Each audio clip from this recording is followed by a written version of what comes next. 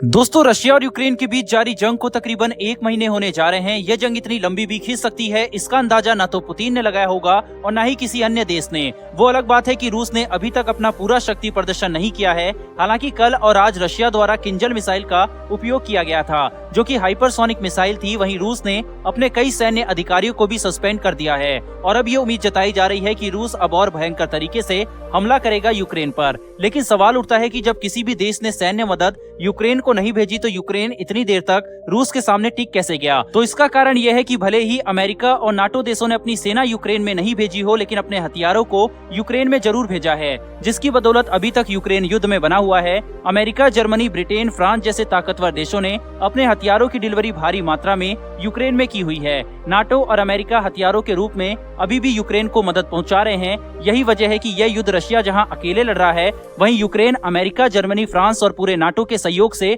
लड़ रहा है। वहीं इस पूरे युद्ध में यूक्रेन के जिस हथियार की चर्चा सबसे ज्यादा हो रही है वो है स्टिंगर मिसाइल। आज हर देश इस युद्ध को देखकर अपनी योजना तैयार कर रहा है। इस युद्ध से पहले जब इजरायल और पैलेस्टीन के बीच घमासान हुआ था तो उस युद्ध में सबक मिला था कि किसी भी देश के लिए डिफेंस सिस्टम कितना जरूरी है। वहीं उससे पहले अर्मीनिया और अजरबैजान का जब युद्ध हुआ था तो उसमें ड्रोन्स की इम्पोर्टेंस का पता चला था। वहीं भारत की बात करें तो भारत ने पिछले 3-4 सालों में ड्रोन्स और डिफेंस सिस्टम पर ज्यादा फोकस किया है। वहीं यूक्रेन और रशिया के युद्ध से स्ट्रिंगर जैसी मिसाइल की इम्पोर्टेंस का पता चल रहा है। यही कारण है कि भारत की शान हमारी प्यारी डीआरडीओ की तरफ से स्वदेशी स्ट्रिंगर मिसाइल का निर्माण किया जा रहा है। एयरक्राफ्ट और हेलीकॉप्टर सिर्फ इनके दम पर ही युद्ध नहीं जीत सकते, ये रशिया और यूक्रेन के युद्ध से समझ में आ रहा है। युद्ध में टेक्निक और छोटे हथियारों का उपयोग कितना घातक हो सकता है ये यूक्रेन ने करके दिखाया है, क्योंकि यूक्रेन के इस मैन पोर्टेबल टैंक ने सबसे ज्यादा तबाही मचाई है। और जितने भी रशिया के टैंक, एयरक्राफ्ट और हेलीकॉप्टर मार गिराए गए हैं उसमें 90% से ज्यादा इसी मैन पोर्टेबल डिफेंस सिस्टम से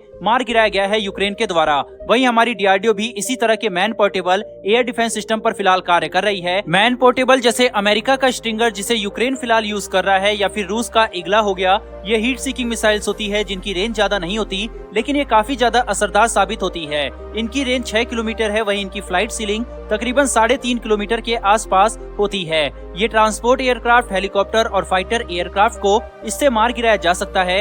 यूक्रेन ने इससे रशिया के मिग और सुखोई जैसे विमानों को मार गिराया है। वहीं कई हेलीकॉप्टर भी इसकी चपेट में आए हैं। अमेरिका की इस स्ट्रिंगर मिसाइल ने रूस के नाक में दम किया हुआ है, क्योंकि रिपोर्ट्स के अनुसार 20 से ज्यादा एयरक्राफ्ट का शिकार स्ट्रिंगर मिसाइल ने किया है। तकरीबन $1 मिलियन की लागत वाला ये छोटा सा सिस्टम 60 से $100 मिलियन के जेट को भी मार गिरा रहा है। इसीलिए defence research and development organisation यानी कि डीआरडीओ ने अपने एक man portable air defence system पर कार्य कर रही है।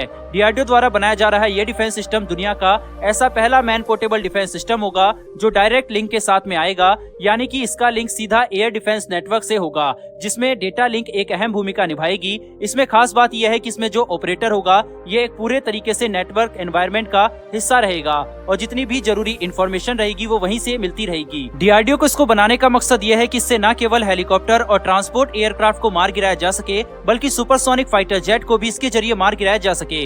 ये फ्रंट लाइन सोल्जर के लिए बेहद उपयोगी रहेगा। जिस तरह से स्टैंड ऑफ एलएसी पर चीन से चल रहा है, ऐसे में इस तरह का मैन पोर्टेबल डिफेंस सिस्टम वहां पर मौजूद सोल्जर के पास हो तो वो बेहद कारगर साबित होगा, क्योंकि ड्रोन्स, स्मॉल एयरक्राफ्ट जो भी सीमा में घुसने की कोशिश करेगा इससे मार गिराया जा सकेगा। जैसा कि मैंने स्टार्टिंग में ही कहा कि भारत को ये बात समझ में आ गई है कि किसी भी देश के लिए सबसे ज्यादा इम्पोर्टेंट कुछ है तो वो डिफेंस सिस्टम है। जहां भारत ने रशिया से S-400 की डील की और उसकी पहली यूनिट आ चुकी है, वहीं इजराइल के साथ मिलकर बराक 8 मिसाइल डिफेंस सिस्टम का निर्माण भारत कर रहा है, जिसकी पहली यूनिट पिछले साल ही जैसलमेर में तैनात कर दी गई है। इसके अलावा QRSAM, XRSAM, आकाश डिफेंस सिस्टम और भी दूसरे सिस्टम शामिल है। इसके जरिए पूरी सीमा को इस तरह से कई लेयर की सिक्योरिटी प्रदान की जा रही है। इसी पूरे नेटवर्क का हिस्सा डीआरडीओ द्वारा बनाया जा रहा मैन पोर्टेबल डिफेंस सिस्टम भी रहेगा।